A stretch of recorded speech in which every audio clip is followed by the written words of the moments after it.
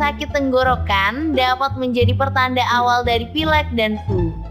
Efek samping dari pita suara yang menegang, atau sebuah indikasi dari sesuatu yang lebih serius, seperti radang tenggorokan.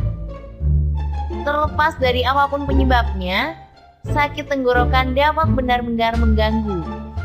Anda mungkin ingin segera untuk cepat berobat ke dokter.